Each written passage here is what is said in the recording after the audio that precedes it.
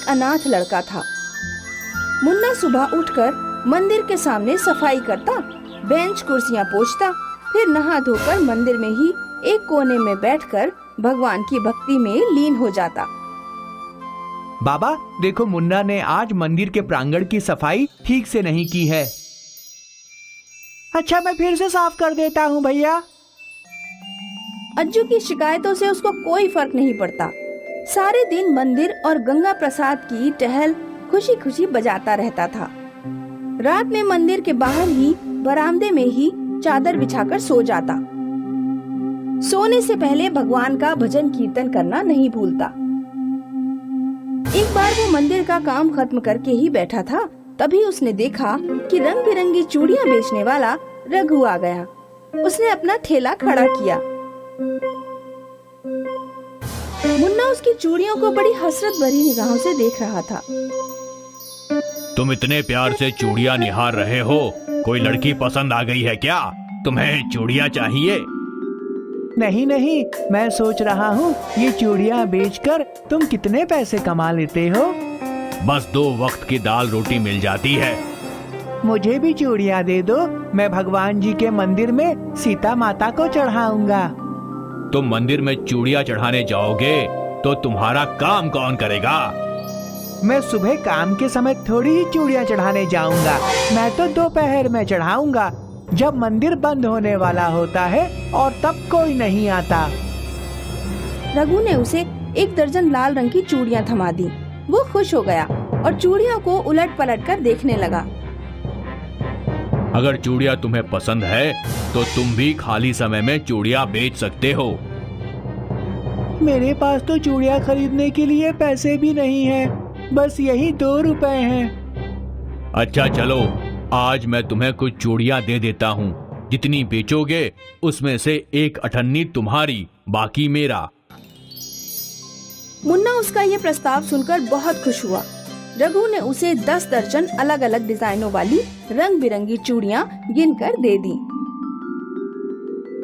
12 बजे से पहले ही वो नहा धोकर तैयार हुआ और पहले जाकर उसने बड़े प्रेम से माता सीता को लाल रंग की चूड़ियाँ चढ़ा दी।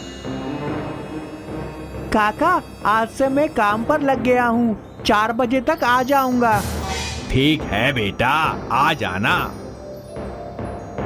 वो चूड़ियाँ बेचने चला गया। वो जाकर चौराहे पर खड़ा हो गया और जोर जोर से आवाज लगाने लगा। मुन्ना फुर्तीला तो था ही। जैसे ही कोई गाड़ी दिखाई देती, वो दौड़कर पास जाता और लोग उसकी भोली भाली सूरत देखकर अपनी बीवियों के लिए चूड़ियाँ खरीद लेते। 4 बजे तक उसकी 8 दर्जन चूड़ियाँ बिक गई। वो जल्दी जल्दी राम मंदिर पर आया और बची हुई चूड़ियाँ एक कोने में रखकर अपने काम में लग गया। जब शाम को रघु आया, काका ये लो, मेरी तो 8 दर्जन चूड़ियाँ बिक गई। एक दिन मुन्ना सुबह से ही रघु का इंतजार कर रहा था। आज उसे आने में थोड़ी देर हो गई थी। उसको देखते ही मुन्ना उसके ठेले के पास भागा, लेकिन ठेले पर दूसरे तरह का सामान देखते ही वो निराश हो गया।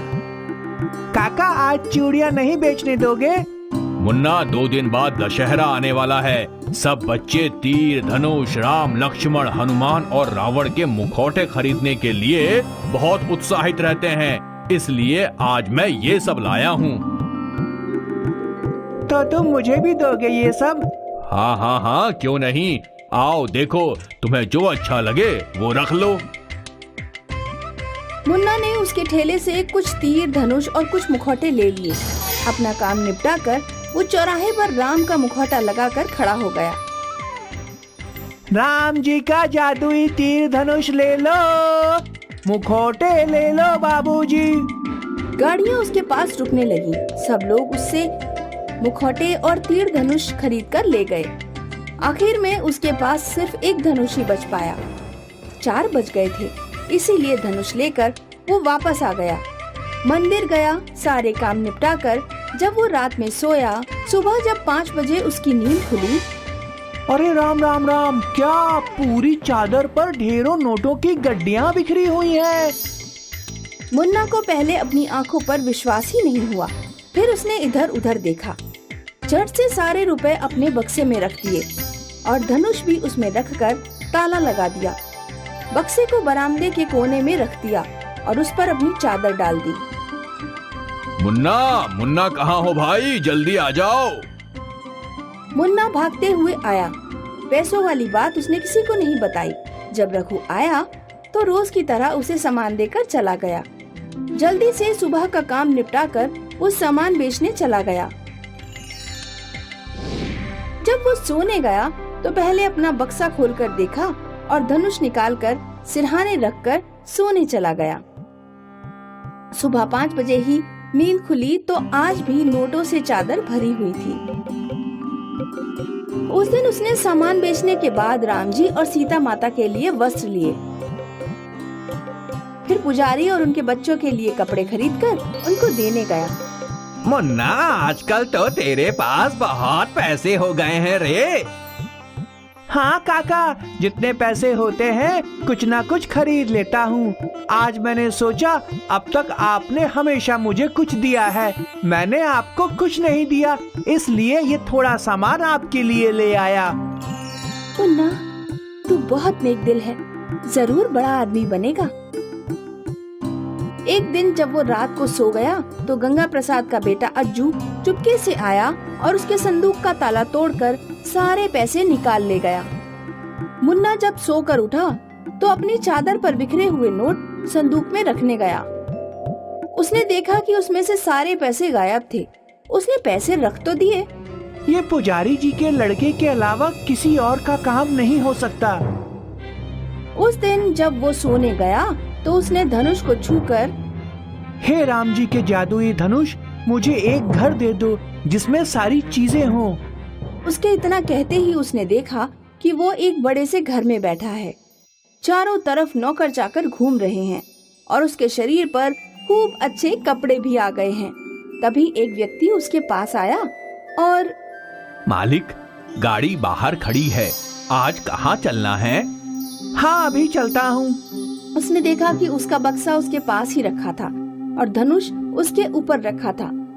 वो समझ गया कि ये निश्चित रूप से राम जी के जादुई धनुष का ही जादू भरा चमत्कार है। मुन्ना उठा, धनुष उठाकर अलमारी में रखने गया तो देखा अलमारी उसके नाप के कपड़ों से भरी थी। उसने कपड़े निकाल लिए और तैयार होकर बाहर आया। फटाफट नाश्ता किया और चमचमाती गाड़ी में बैठकर राम मंदिर चला गया। उसकी गाड़ी वहाँ रुकते ही गंगा प्रसाद भागा हुआ आया। उसने जैसे ही मुन्ना को गाड़ी से उतरते देखा, भागकर उसके पास जा पहुँचा। अरे मुन्ना, तुम तो बड़े आदमी बन गए हो, ये सब कैसे हुआ मुन्ना? काका, कल रात को मेरे पास एक आदमी आया था। उसने कहा कि तुम्हारे माता पिता ने तुम्हें बुलाया है, इसलिए मैं आपको बिना बताए चला गया था। मंदिर में राम जी का दर्शन करके वो अपनी पुरानी जगह पर बैठ गया। भगवान को धन्यवाद दिया और प्रसाद खाकर गाड़ी में बैठकर चला गया। गंगा प्रसाद और अज्जू ठगे से खड़े गाड़ी की धूल उड़ती देखते रह गए। मुन्ना आगे जाकर चौराहे पर खड़ा हो गया। उधर से रघु को आते देखा तो उसके पास चला गया। काका, अब आपको कोई काम करने की जरूरत नहीं है, आप आओ और मेरी गाड़ी में बैठ जाओ। ये कहाँ से आ गई और किसकी गाड़ी है? काका, समझ लो तुम्हारी ही है। रघु हैरान होते हुए उसकी गाड़ी में बैठ गया। आपने मुझे इतनी खुशियाँ दी है कि उसका बदला मैं नहीं चुका सकता। गाड़ी रघु के दरवाजे पर खड़ी थी। मुन्ना और रघु जल्दी जल्दी सारा सामान गाड़ी में रखवाकर अपने घर आ गए।